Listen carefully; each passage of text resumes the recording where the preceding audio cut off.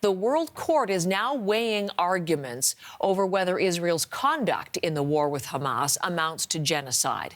This is the second day of the hearing. It is now concluded hearing testimony this morning. Israel's representatives had their opportunity to counter allegations from South Africa. If there have been acts that may be characterized as genocidal, then they have been perpetrated against Israel. As we reported yesterday at this time, these proceedings are in essence a preliminary hearing. South Africa, as I mentioned, is bringing the case, accusing Israel of acting with genocidal intent against the Palestinians, asking the World Court for an immediate order for Israel to halt the war in Gaza. A final decision on the genocide allegation could take years. This is a profound moment for Israel. It's the country's first time before the World Court. And like Israel itself, the Genocide Convention was established in the aftermath of the Holocaust. The State of Israel is singularly aware of why the Genocide Convention, which has been invoked in these proceedings, was adopted. Seared in our collective memory is the systematic murder of 6 million Jews, as part of a premeditated and heinous program for their total annihilation. For some, the promise of never again for all peoples is a slogan. For Israel, it is the highest moral obligation. Abby Kugathasan is in London and was following what was playing out there at the World Court. What did Israel say today, Abby, to defend itself in its war?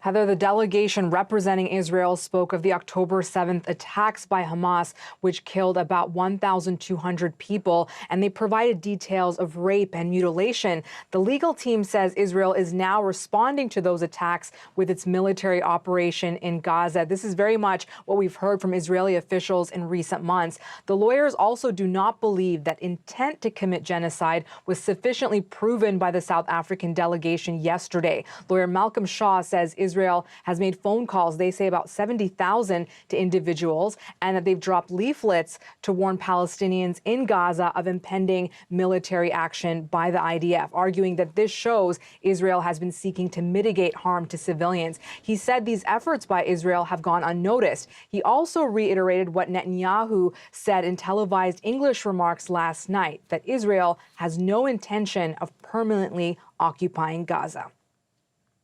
There is no genocidal intent here. This is no genocide. South Africa tells us only half the story. Israel is guilty of genocide. We cannot deal with Hamas. Only Israel must be stopped from protecting its citizenry and eliminating the egregious threat that is Hamas. Now, Israel argued that it must defend itself against Hamas and other militant groups, that it has a duty to protect its own citizens and civilians, including the more than 100 hostages in Gaza right now. Israel's legal team says it is adhering to international law and pointed out civilian deaths, Heather, don't necessarily constitute genocidal acts. Abby, I use the phrase making the comparison in this particular hearing to a preliminary hearing, which might be more easily understandable. So essentially a preliminary hearing on the allegations of genocide from South Africa. What happens next in this case? Well, the court could rule on the 9 provisional measures, these emergency measures, in a few weeks, including the one to stop Israeli military operations in Gaza. Lawyer Christopher Staker said this request is astonishing because it's only directed at Israel and not the other actor, Hamas. Hamas, as we know, is a non-state actor and is not party to the ICJ. Now, South African lawyers have said since the ICJ can't hold Hamas accountable, other bodies can work to do so. And we certainly have to remember, yesterday when South Africa made its presentation, it also included possible rebuttals to what Israel may have argued today, given there's only one round of statements. So the lawyers did point out that Israel does not have the right to invoke self-defense over territories that it occupies, which includes the Gaza Strip. This morning, before these hearings began, I spoke with lawyer Toby Cadman. He's at The Hague today.